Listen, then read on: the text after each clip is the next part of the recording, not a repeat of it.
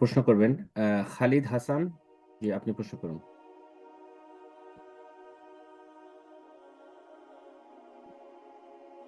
আসসালামু আলাইকুম, শাহেদ কেমন আছেন? আসসালাম রহমতুল্লাহ বরকাত। জি বলেন। শাহেদ, আমি বাংলাদেশ পাবনা থেকে বলছি। মাশাআল্লাহ, বলেন। শাহেদ, আমাদের গ্রামে কিছু সমিতি আছে।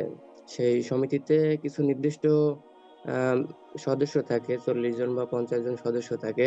হুম, তো তাদের কাছ থেকে প্রতি মাসে কিছু নির্দিষ্ট পরিমাণ টাকা ধরা আছে, 500 বা 1000 করে টাকা ধরা আছে। এখন সেই টাকা দিয়ে সমিতি মানে আহ সেই টাকাগুলো একত্রিত করে কিছু জমি পট রাখা হয়, এবং হুম, সেই জমি আবার প্রতি বছরে বছরে লিজ রাখা হয়।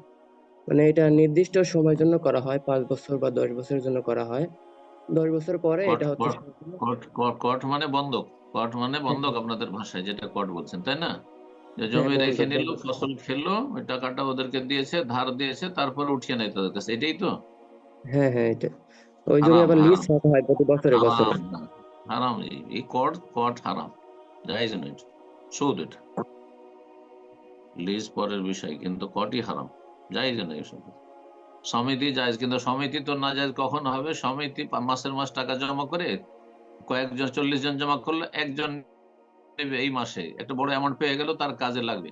তো যে আগে নেবে তাকে একটু কম পয়সা নিতে হবে, মানে কিছু টাকা তাকে পেমেন্ট করতে হবে, অথবা কম নিতে হবে, এটাও হারাম। যে এটা অনেকে করে, এটাও হারাম।